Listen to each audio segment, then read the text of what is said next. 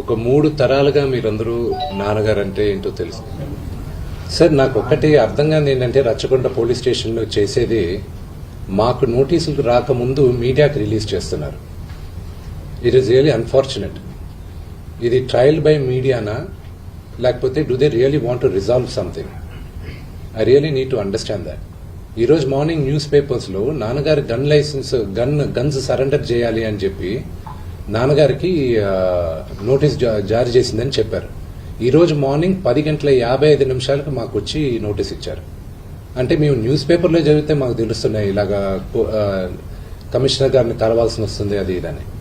ఈరోజు తెల్లారుజామున నాకు 9:30కి నోటీస్ జారీ చేశారు. I didn't understand why I was called, but out of respect to the commissioner నేను ఆయన కలుస్తాను. కానీ 9:30కి నాకు నోటీస్ ఇచ్చి 10:30కి వచ్చి హాజరవ్వమంటే ఆన్ వాట్ బేసిస్ నన్ను పిలిచారు? Do they know that I was not in the country? నేను అసలు కంట్రీలోనే లేను. నేను మార్నింగ్ వచ్చాను. And what basis are they calling me? What protection has I given my father? నిన్న మీరు చూసారు, మీరందరూ ఆల్ పాత్రిక సోదరులందరూ ఉన్నారు. You saw how it is. మీ ఇళ్ల పైకి కానీ అలాగే ఎవరైనా వస్తే do you feel safe? It's really unfortunate.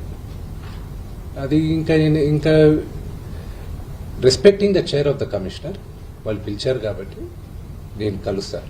కలవాల్సిన అవసరం నాకు లేదు. As per law I don't have to meet them.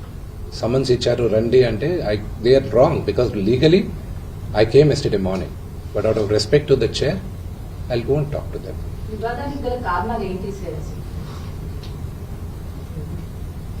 See, families are complicated అండి. ఆత్మగౌరవ పోరాటం చేస్తున్నా అంటున్నారు. మీరేం చెప్తారు? ప్రేమతో గెలవాల్సింది రచ్చబెట్టుకుంటే ఎవరు గెలవలేరండి.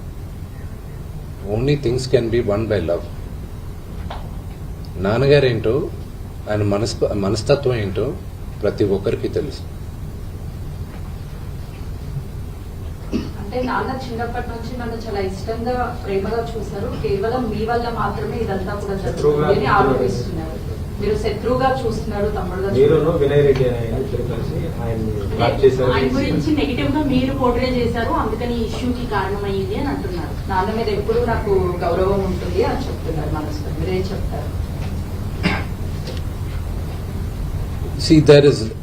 దాని గురించి చెప్పేది ఏం లేదండి. వాళ్ళు పొట్టజించుకుంటే పేగులు కాలిపోయిన పడతాయి. ఫ్యామిలీ గురించి I will never speak.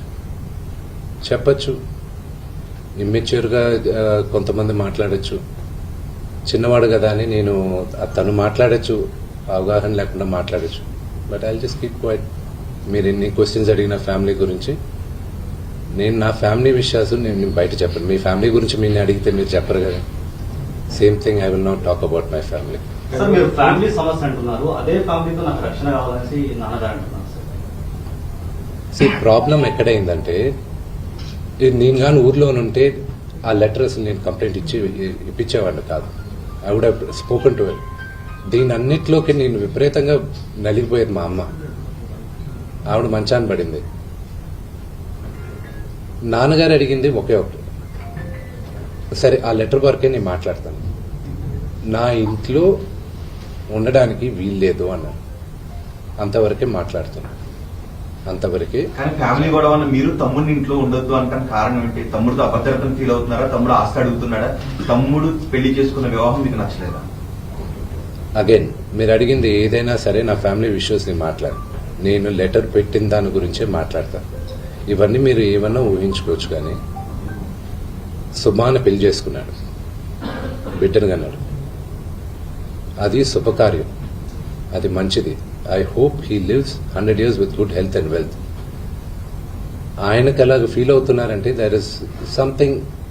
I don't want to say anything about it. But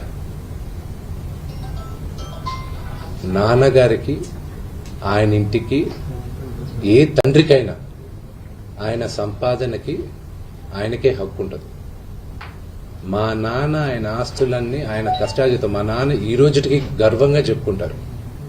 నాకు 2 చొక్కాలు ఉన్నాయి. ఆ చొక్కాలు నేను గంజి పెట్టుకుని నేను అరేంజ్ చేసుకున్నాను. ఎందుకంటే డ్రెస్ అండ్ అడ్రస్, ఒక వ్యక్తితో ఎలా మాట్లాడతావు అడ్రస్, నువ్వు వేసుకున్న బట్టలు, డ్రెస్, ఈ 2 గొప్ప